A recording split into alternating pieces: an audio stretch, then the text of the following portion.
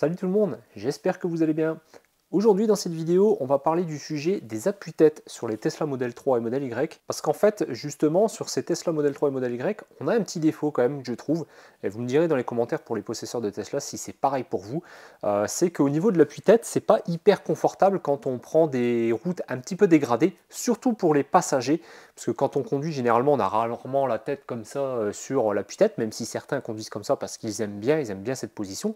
Et donc cet accessoire que je vais vous présenter pourra vous intéresser. Mais généralement, c'est vrai que quand on est passager, on aime bien plutôt avoir une position confortable, détendue, surtout quand on fait des longs trajets. Et le défaut qu'a le modèle 3 et le modèle Y, je trouve, c'est que sur roue dégradée, on a tendance à avoir comme je dirais, un choc au niveau de l'appui-tête à l'arrière. On a tendance à faire des va-et-vient comme ça. Je ne sais pas si c'est dû au châssis, au pneumatique ou simplement à la rigidité de la voiture qui est comme ça. Et donc justement, Arcoche m'a envoyé deux accessoires que je vais vous présenter aujourd'hui dans cette vidéo. Allez, c'est parti!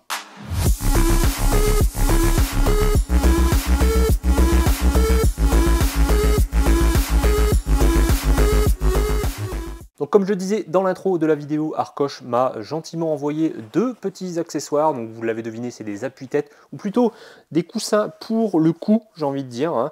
Voilà, ils m'ont contacté, ils m'ont dit est-ce que ça t'intéresse de présenter ça en vidéo? On t'envoie ça, deux modèles. Et puis tu dis ce que tu en penses. Pourquoi pas, hein, c'est des accessoires que j'ai jamais eu l'occasion de tester. J'en voyais pas trop l'intérêt jusqu'à justement partir en vacances cet été. C'est ma femme qui avait pas mal conduit sur les longues routes, hein, sur le long trajet.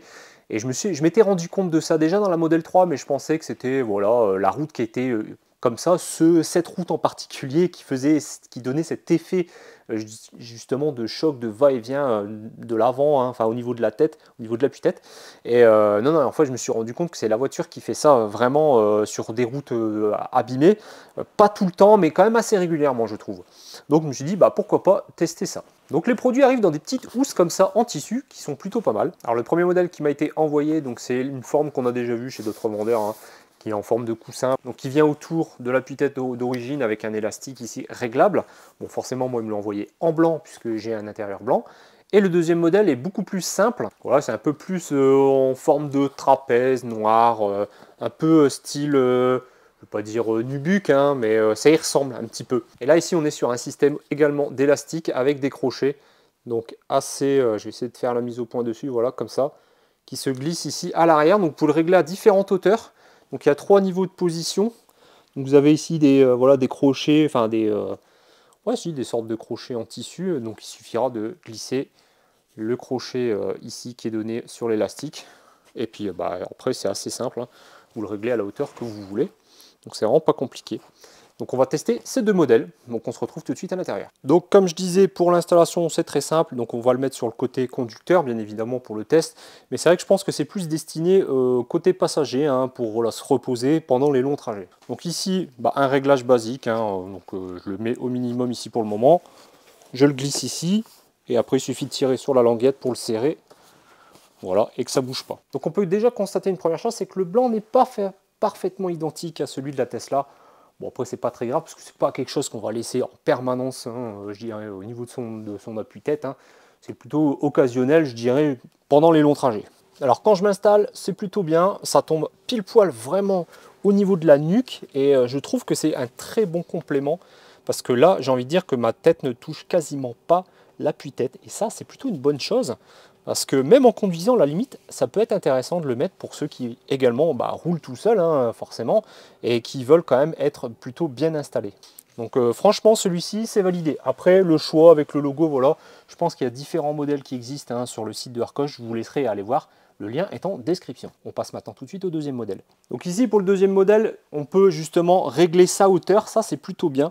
Comme je l'expliquais, au niveau de cette partie, vous voyez ici, vous avez justement différents réglages possibles. Donc là, si vous voulez le mettre très bas, vous mettez l'élastique tout en haut, moyen au milieu, et puis après si vous voulez plutôt une position haute, vous mettez l'élastique beaucoup plus bas. Là on va le mettre tout en haut pour voir un petit peu ce que ça donne. Après vous pouvez également ajuster l'élastique, hein, au niveau de l'appui-tête évidemment, ça c'est à votre convenance. Bon là ici clairement pour moi, selon ma taille, c'est un peu trop bas, puisque ça vient appuyer légèrement sur le bas de mon dos, donc je vais le redresser. Bon voilà, là je l'ai mis au plus bas et au final ça vient complètement toucher ma tête. Donc je pense que la meilleure position ça doit être vraiment au milieu pour l'élastique. Donc là on est plutôt pas mal. Et si je le descends un petit peu, voilà, là je le cale à peu près de la même manière que ce modèle. Voilà, c'est moins intrusif, on va dire, au niveau de la nuque, bien évidemment. Hein. Là, ici, c'est clairement pensé pour ça. Là, on est plus, je dirais, entre début de la nuque et vraiment le bas de la tête, ici, à l'arrière du crâne. Et ouais, c'est plutôt pas mal aussi. Personnellement, j'ai une petite préférence pour celui-ci. Je pense que c'est plus confortable sur des longs trajets. Là, ça fait plus coussin pour la tête que pour la nuque. Mais mine de rien, ça reste confortable. Voilà, donc c'était une mini vidéo. Je vais vous en faire comme ça plusieurs parce que Arcoche m'a envoyé plusieurs accessoires à vous présenter. Ça sera des très courtes vidéos de présentation d'accessoires. Donc voilà, donc on a été ici sur des coussins, on va dire nuque, tête. Donc à votre convenance, hein, plutôt le coussin classique ou alors le coussin plus pour la nuque. Moi honnêtement, je préfère largement celui-ci. Je trouve que c'est un peu plus confortable. On est bien calé. La tête ne bouge quasiment pas. Là, vous l'êtes un peu moins. Ça appuie plus sur le haut de la tête. Enfin, sur le haut de la tête. Là, au niveau du bas du crâne, mais presque pas au niveau de la nuque. Donc je pense que ça, c'est plus un coussin pour vraiment poser sa tête. Alors que là, c'est plus pour vraiment poser au niveau de son cou, au niveau de sa nuque. Donc voilà. Ça, il n'y a plus qu'à faire le choix en fonction de votre envie, de votre besoin, j'ai envie de dire. Donc vous retrouverez les liens de ces produits en description. Et comme d'habitude, il y aura un petit code promo pour vous, hein, pour faire baisser la facture. Voilà, donc c'est tout pour aujourd'hui. J'espère que cette vidéo vous aura plu. On se dit à très bientôt pour une prochaine vidéo. Salut tout le monde!